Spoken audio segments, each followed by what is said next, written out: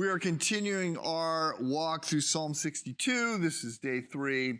The first 2 verses, David is talking to himself. Verse 3 and 4, he's talking with the bad guys who are terrorizing him. In verse 5, he goes back to talking to himself, which is very much the way it works with meditation. We might say something to ourselves, but we've got to say it again. You know, we got to keep repeating it. We got to keep praying. I remember a time when I was particularly anxious. This was in grad school.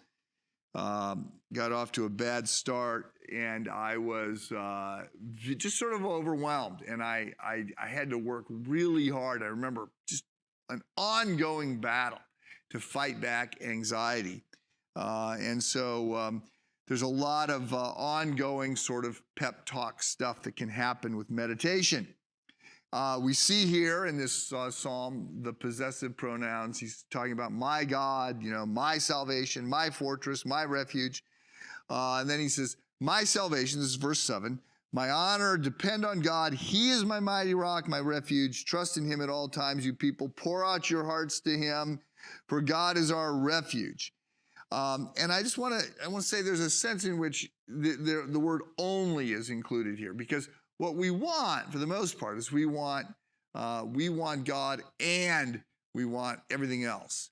And we think that we will be happy when we have God and more money, or God and the promotion, God and these other things. And the psalm is not going there. So reading on, surely the lowborn are but a breath, the highborn are but a lie. If weighed on a balance, they're nothing. Together, they're only breath. So it appears as though David is sort of looking around, and he is reminding himself that those attacking him are nothing compared to God, and they have no weight.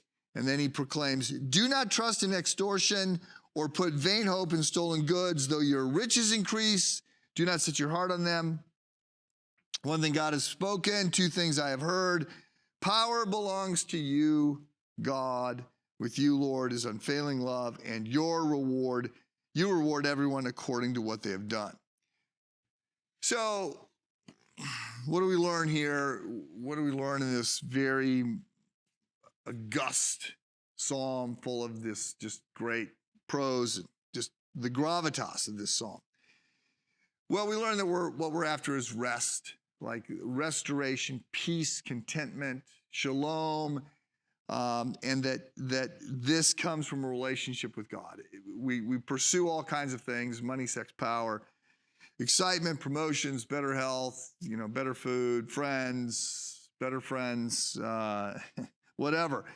We chase after these things because we believe they will lead to contentment.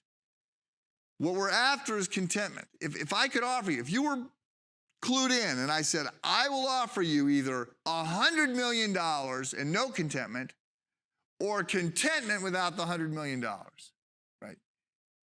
Really, you'd be a fool to not take the contentment without the $100 million, because that's what we're after, and this comes from God. So if you're banking on anything other than God to give you what you ultimately want, you will be disappointed. The things, and this is the basis of this whole Idol series that we're going through now, and that we will have gone through by the time you start to listen to this, there's a lot of good things out there. And they're fine, they're good. God gave them to us. They're to be enjoyed. But they're not ultimately going to satisfy and bring us the contentment that we are after. So you've got to build into your life the habits and practices, the disciplines that remind you of the most important things and the truths that you need. And so you have to build that discipline. You have to move in that direction. You have to establish those habits and truths that will lead to joy and peace. I hope they're in your life. Have a good day.